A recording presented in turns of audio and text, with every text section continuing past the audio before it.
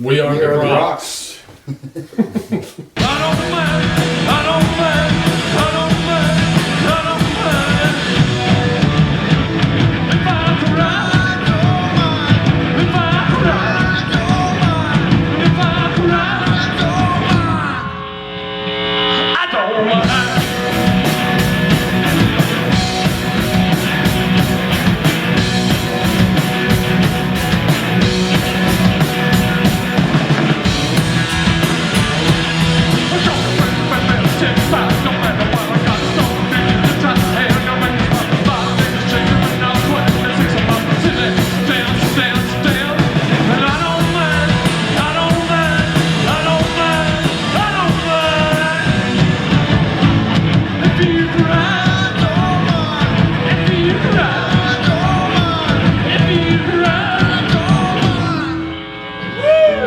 I'm Robin. I play the heavy bass. I'm Nate. I play lead guitar. Steve, rhythm guitar, vocals. I'm Matt. I'm on the drums.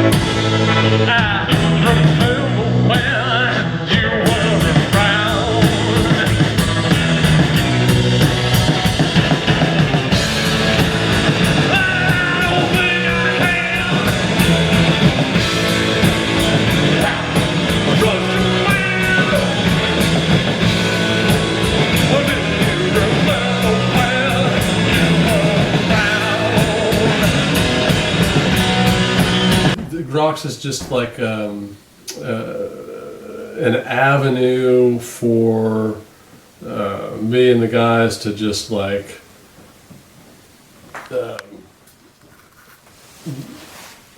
scream and yell and jump up and down and take all the shit that happens in life that you just have to. You reach a certain age and you have to be responsible and not let your emotions get the best of you and handle life in an adult manner and all this other stuff, which is a real pain in the ass. And so it gives us a chance to just like, get loud, get crazy, scream it out, And for me, lyrically, I get a chance to like write all my shit down, and it's cathartic, I just like belt out, even though nobody knows what the hell I'm saying. It's fine.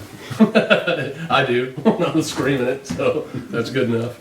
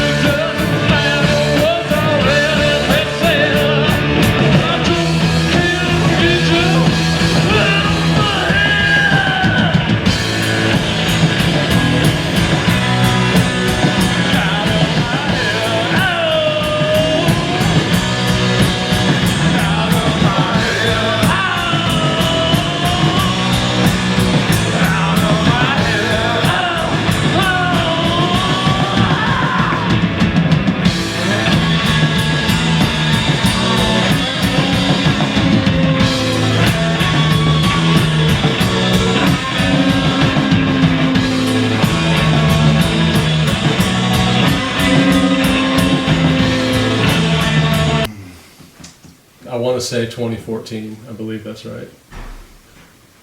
Pretty sure. Well, that was all you. It was before we joined the band. So this lineup, as it stands, late 2016. Because it's been. I think that's right. We went through. Yeah, it was late 2016. End of summer, early fall, I guess. Yeah. Somewhere Yeah, around So. I joined on like late 2015. Yeah. Right? It's all a blur. Shit, I don't know. I think that's right, though. I'm pretty sure that we have this lineup has been over a year, so it has to be from late 2016 because it was summertime, was it not? Fall, summer, fall. Yeah. Anyway, so through now.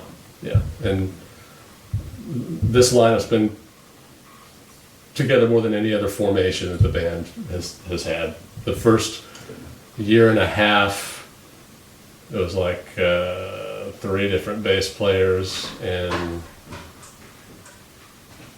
4 bass players. And then, actually, Matt, you're only the second drummer, and you're only the second lead guitar player, though. I think that's right. Yeah.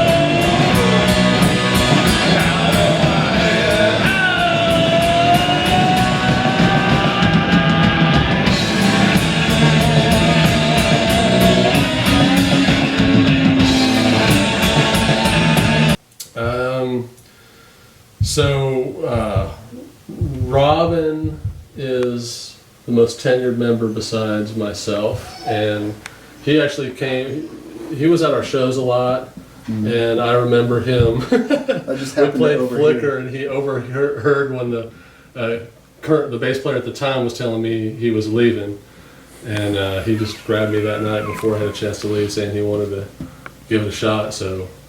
And I'll tell you, man, the one audition, I was amazed because I've auditioned people and I'm bad this way. I was not expecting him to come in and like know the songs. I figured like, let's see how fast we can teach him a song or two during the audition as a way to gauge the kind of player that he was. And he came in and we just played the set. I mean, it was like. I felt like I was winging a lot of that. Well, it was good. It was good. And then Nate he's plays in a lot of bands, and so we were friends for a good while. And his VG minus and mostly we played with VG minus, but we played anyway. We were friends for a long time, played a lot of shows together. And when the other guitar player decided he wanted to concentrate on his thing, I immediately went to Nate as the first choice to see, hoping that he would want to play, and he said absolutely.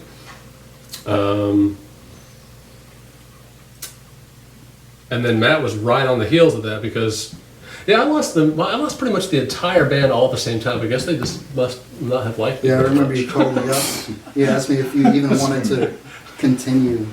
He was like, are you down to continue the band? I was like, yeah, of course. Yeah. Why not? That's right, because we lost the bass player, and then really what happened at that point was that the rest of the band wanted to move really slowly and just didn't really give a shit about getting replacement and moving forward. We had just gotten back from South by Southwest. It was a really cool show there, and I wanted to keep pressing. We were starting to get a following. It was starting to move, and they wanted to take a couple months off, and then so we did that, and then we auditioned Robin and said, okay, that sounds good. He's part of the band, and then it was the drummer decided to leave, and we auditioned a couple of drummers, and it was just like freaking quicksand. I felt like I was drowning, and so Not a lot clicked. it didn't seem No like pun intended. yeah, right. But once Nate jumped on board and we got Matt back in for a second audition, it seemed like it just really clicked from there, and it's been pretty much steady upswing from there. I feel like we're playing our best we've ever played right now. Mm-hmm. Yeah, it seems I was only in the band for the several months before we got this lineup, but it seems like the sound became a lot heavier and fuller with this lineup. Yeah, for sure.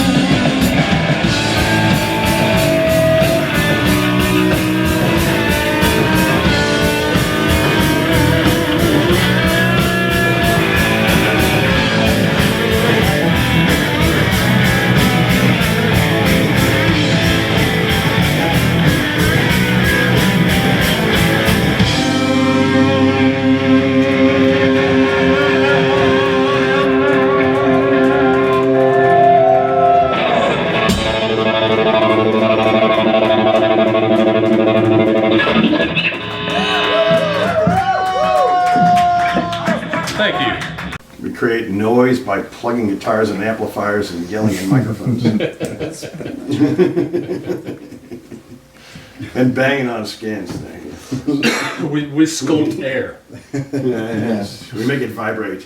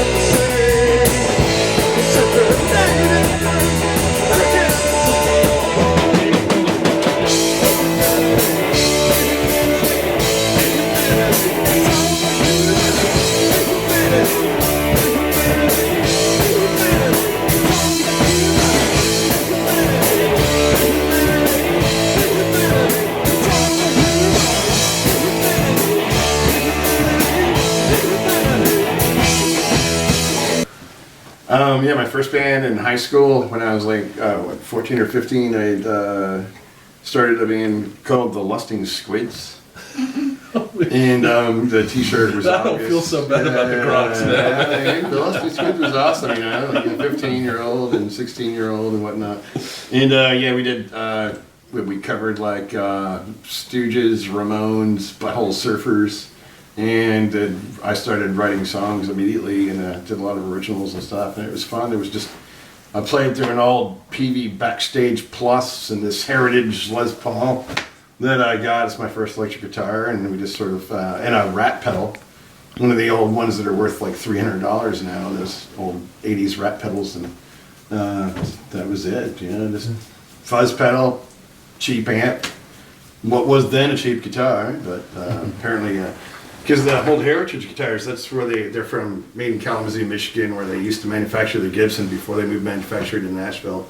And so the people that didn't want to leave, they stayed in Kalamazoo and started their own company making, you know, Gibson style guitars, call it Heritage, because they didn't feel like moving to Tennessee. So Awesome, I didn't know that. That's that was a cool. kick-ass guitar, yeah. Sold it in Seattle. But, you know, should have kept it. Yeah, that guitar I played through in here was the first electric guitar I ever bought. Yeah, keep that one. That's Yep. 1970s Deluxe. Telly Deluxe. And when I bought it, it was like pristine. Like, you look Things at got it some now. miles So on you it. did that too, I huh? did every nick, scratch, it's all me. Well, you didn't stick that single coil in between the two humbuckers though, right? No, that's someone did that. The funny thing is, the first time I saw that guitar, I was in Santa Fe, and I went to this place called El Ferrol, and they had this like flamenco thing going on. I don't even remember what the fuck I was doing there or why I was there, but there was Elves like playing flamenco. Why not? yeah, some guys. Yeah. So anyway, I mean, it was not. I mean, I probably appreciate flamenco a lot more now than I did then. You know, I was like, you know, shithead teenager was like, if it ain't punk rock, it ain't cool. You know. So I don't know why I was there, but this guy was playing this guitar and it was really sounded good. I was like, holy shit, man, that's a really cool guitar. And that guy's a really good guitar player. And then not 2 weeks later, the band that I was in playing bass, which was my first real instrument, we had a little bit of a disagreement, so I was going to start my own band. I was going to play guitar, and I walked into the music shop, and that guitar was on the wall, and I was like, "Holy shit!" And so I pulled it off the wall and bought it right then and there. I've had it for 25 years.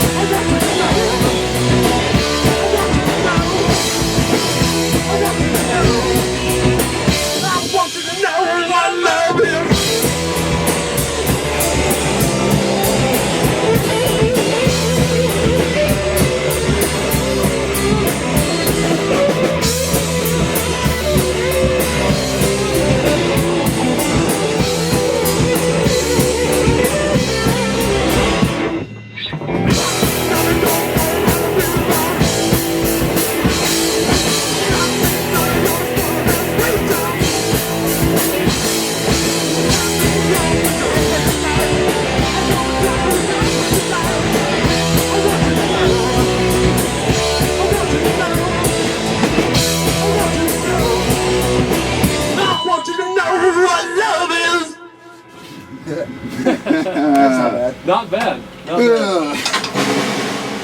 All right. Well, flamenco is actually pretty cool music. It's fucking great, man. Yeah. I was in Spain. I went to Granada, and while I was there, I would go up into the hills at night and the caves where the flamenco players hang out after doing their touristic shit, and I would jam with them. And I would play blues, and the flamenco guys said, "Oh, they love the blues. It's like American flamenco." So their idea is like the flamenco is like a roots music. Yeah.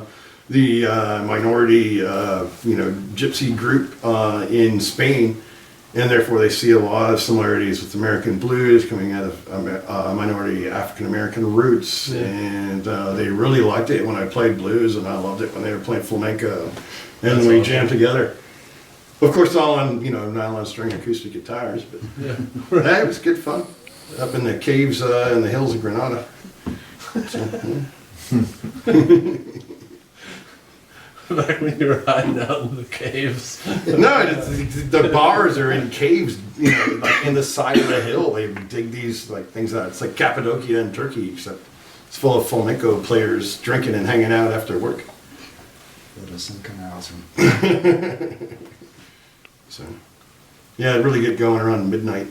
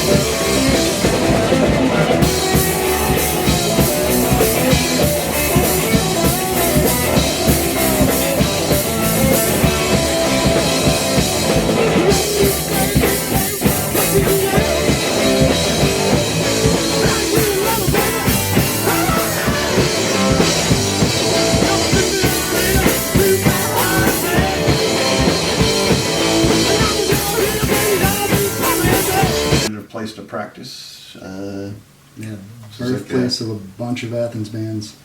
And an interesting usage of a Turkish che, because they write it N-U-Che-I, which I've never seen anything in America using a Turkish che, because like otherwise it'd be like a French S or a Portuguese S, which you used before certain vowels that became, you know, to make it an S sound instead of a K sound. So yeah, I don't know, how did that end up having a Turkish che in it? That's what I'm wondering. I don't know. Well, that's where the GRAWKS were born. Very first practices we did were in Nucci space. So, and it's a really, really important Yeah, organization. it's pretty awesome. There's not a lot of people have Yeah. access to a space like a garage or a basement or something. So it's really cool to have a community place where you can just go and like pay a few dollars and start a band. It's awesome.